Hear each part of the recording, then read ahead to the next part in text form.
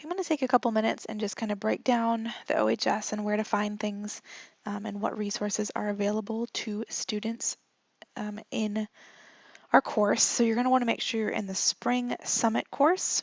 And then under content is where you're going to find the majority of what you need. You can always check class announcements to see if there's anything pertinent there. But content is going to have all of the notes, the extra help, the videos, and that sort of thing.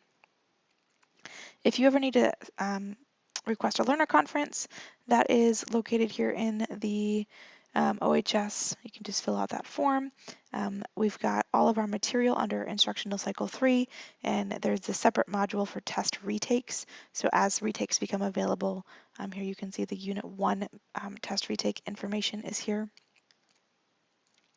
But starting kind of from the beginning, that first week that we officially met, each day of every week, there is a Google presentation that has all of the learning targets, so all the specific skills that you need to know how to do.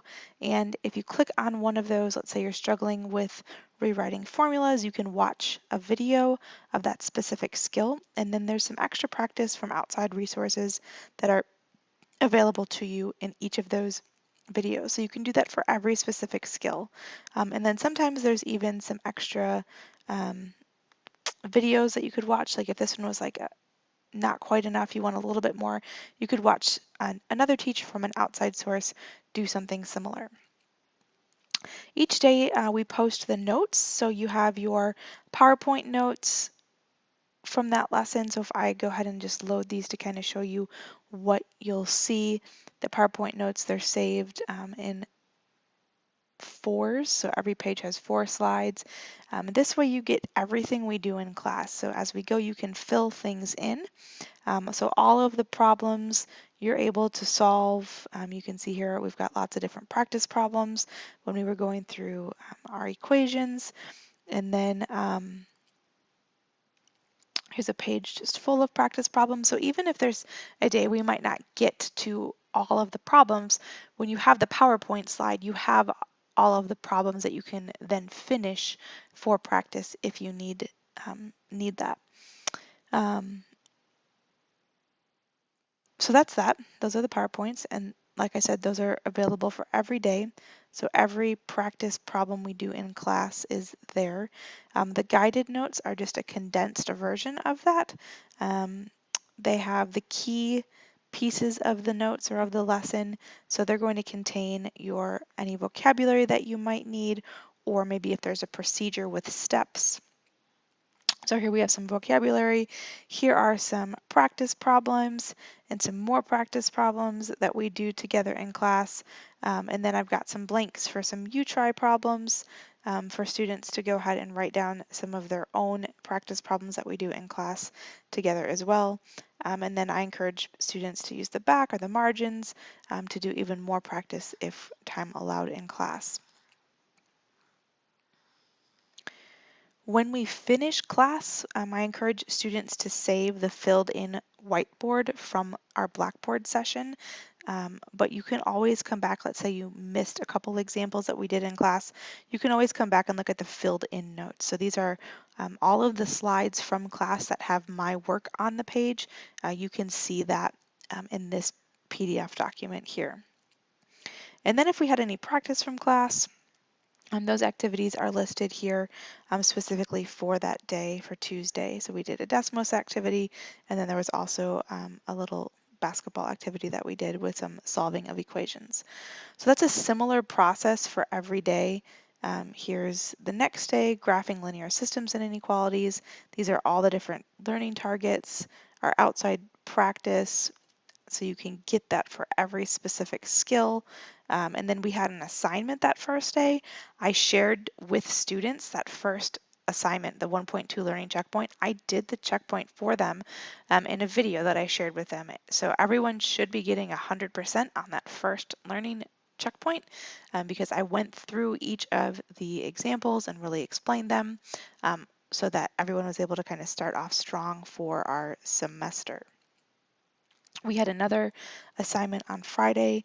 That was our second learning checkpoint. I did that learning checkpoint in class, so I have a little note up here to make sure you watch the end of the recording from that day. And I went through the 1.4 learning checkpoint at the end of class. So again, if students were participating in class, they should have gotten 100% on that learning checkpoint. Week 4, this was when we had our unit test. So I have a study guide and the answer key. So here's an example of what that study guide looks like. I recommended that students print this so they had it handy to kind of go through and do their work. Each question I have matched up with the learning target and a video that they could watch that might help them if they're stuck on a specific skill or concept. So those are all of the example problems from that review. And I also made a Desmos activity that lines up to those same questions, and I have videos of me solving each of those. So in this Desmos activity up here, if you join that, you don't have to log in. Mine knows that I'm logged in. But there's a pad here that you can use to write your answers, or you could type it. And then on the next slide is the solution and an explanation. So you can press play and watch me do the problem. So if you're stuck or you want to check your work, that is available on every problem. I have the question. The next slide is the solution video of that problem being solved. And that's there for every single question, which is pretty cool. All right, so I'm going to go back to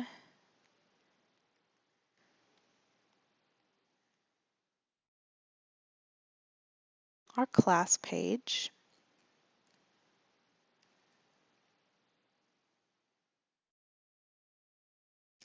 And again, if you wanted to retake the Unit 1 test, you do have a second attempt. We did a whole separate retake session.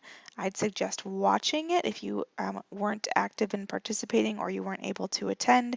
I also have the PDF document that has all of the retake hints.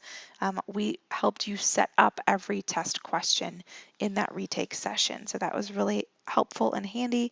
I also have what we did in class filled in. Those notes are there for you as well. So that's the layout of the land in terms of the course. So you can see for each week, every week has that same, every day, every lesson, whatever learning targets we're going to be covering, there's that video. If you need more help, there might be another video attached. And then we always have those practice links to some outside resources. If there was an IXL assignment, I have that broken down for that lesson as well. And here's a link that's going to take you directly to that specific assignment, which is linked to what we were doing in class that day.